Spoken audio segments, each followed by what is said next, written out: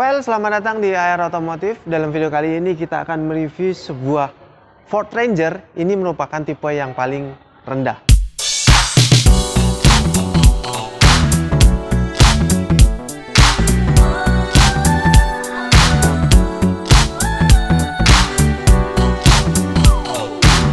Nah, kalau kalian sebelumnya pernah melihat yang tipe XLT, kelihatan banget dari depan perbedaannya. Dan di akhir video, pada saat video XLT juga sudah kami sampaikan perbedaan antara yang XLT ataupun yang XL.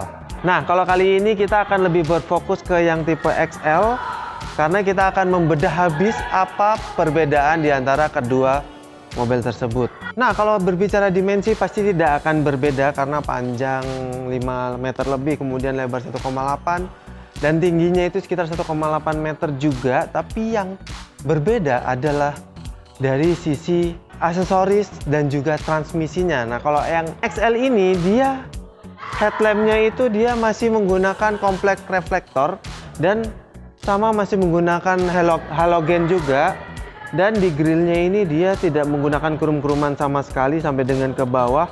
Dia polos warna bodi tanpa ada hiasan krum-krumannya yang terlalu banyak. Logo Ford masih sama seperti sebelumnya dan mobil ini juga sudah dilengkapi dengan fog lamp yang halogen juga. Berbicara mesin, mobil ini menggunakan mesin yang sama seperti yang XLT. Namun mobil ini menggunakan transmisi yang berbeda. Kalau yang ini menggunakan manual 6 percepatan dan mesin 2200 cc yang bertenaga 160 PS dan torsi 385 Nm.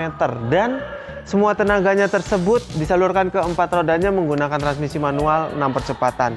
Yes, walaupun ini yang paling murah, tapi dia masih menggunakan 4-wheel drive. Nah, berbicara tampak samping, ya bentuknya sama-sama aja. Perbedaannya sama yang XLT itu adalah dia tidak dilengkapi dengan roll bar dan menggunakan velg yang lebih kecil daripada yang XLT. Nah, mobil ini menggunakan ban berukuran 255/70 ring 16 dan perbedaannya selain velg dan roll bar itu ada di hiasan krum-kruman. Seperti yang ada di handle pintu, dia tidak chrome, dia berwarna doff, spion dia berwarna doff, dan tulisan 2,26 speed ini juga dia berwarna doff.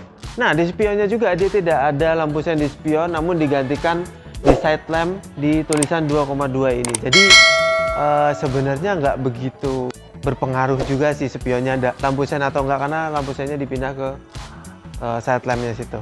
Kalau dari belakang kelihatannya ya yang beda banget itu adalah bumpernya. Yang XLT itu dia berlekuk, kalau yang ini dia lurus.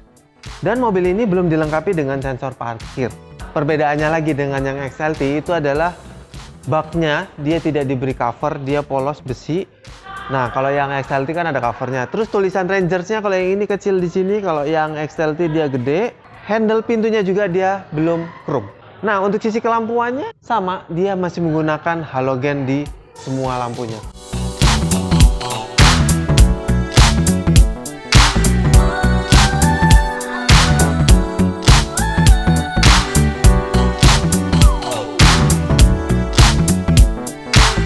Nah, duduk di belakang dari Ford Ranger ini memang nyaris sama dengan yang XLT, tapi ya ornamen-ornamennya agak berbeda. Karena yang di XL ini agak dikurang-kurangin. Silver-silverannya nggak ada, semuanya polos doff. Tapi surprisingly dia ada empuk-empukan di sini, dia berbahan kain. Dan ada empuk-empukan juga yang kena tangan kita ini, dia berbahan kulit. Cukup menawan sekali. Dan sudah dilengkapi juga dengan power window di kaca belakang sini. Handle-nya juga berwarna doff, buat narik pintu juga berwarna doff. Legroom ya lumayan lebar, headroom lebar, dan di sini kita dapat lampu baca yang masih halogen. Kemudian kita juga dapat power outlet 12 volt di belakang sini yang lumayan buat kita ngecas handphone. Posisi duduknya enak, walaupun ini agak nongol ya headrestnya, tapi tanpa gua naikin pun dia posisinya pas loh, nggak perlu gua naikin lagi. Nah, duduk di depan dari Ford Ranger ya duduknya nyaman banget, bangkunya tuh plok banget ya, nggak tahu kenapa gua duduk di sini tuh plok banget dan nyaman. Oke, kita bahas satu persatu yang ada di dalam sini. Sama seperti Ford Ranger yang SLT, dia ada lubangnya di sini nih. Kemudian bahan dashboardnya menggunakan plastik keras. semua menggunakan plastik keras dan minim ornamen-ornamen silver ataupun krum-kruman ataupun clear black piano, semuanya nuansanya doff. Tapi kalau menurut gua kenapa lebih enakan begini ya, full doff dengan tampilan hitam pekat. Oke, kita bahas satu-satu yang lain. Tempat penyimpanan tertutupnya ada di depan sini yang lumayan besar dan ada di konsol box ini.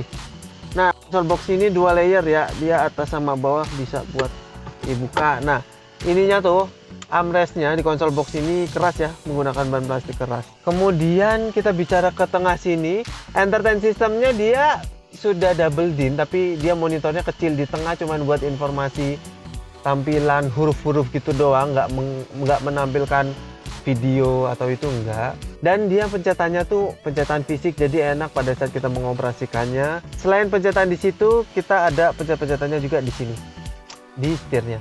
Nah, di bawahnya lagi tuh ada panel AC. Yang ini tuh bentuknya beda sama yang XLT, karena kalau yang XLT itu kan tombol-tombolan entertainnya di bawah. Kalau ini di bawahnya tuh langsung panel AC, jadi pencet-pencetannya beda sama yang XLT.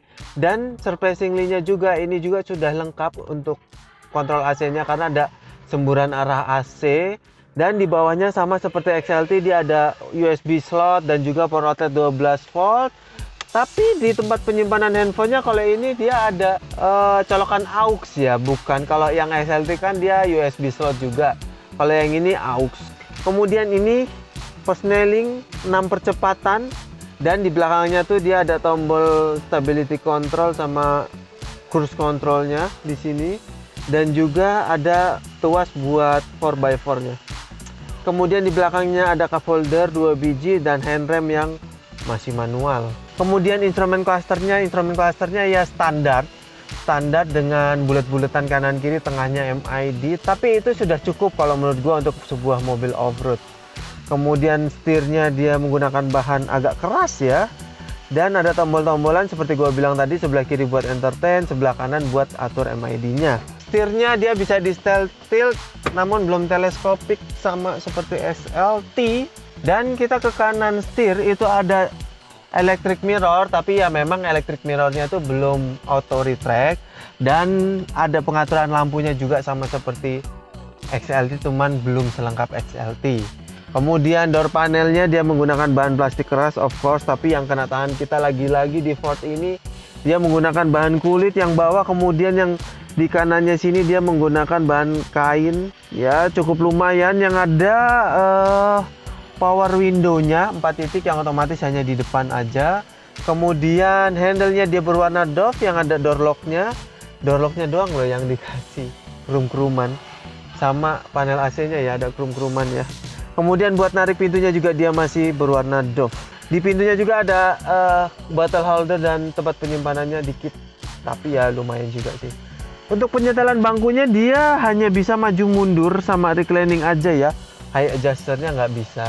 Kemudian spionnya dia ada dynex-nya tapi manual. Ada ini lampu baca yang masih halogen. Kemudian tempat penyimpanan kacamata yang masih disematkan, dan sun visor yang nggak ada kacanya di kanan kirinya.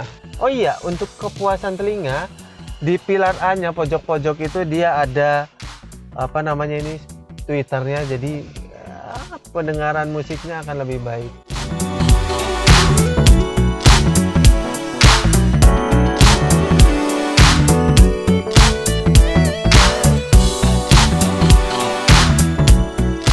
Ya, itu tadi sekilas review dari Ford Ranger yang XL ini.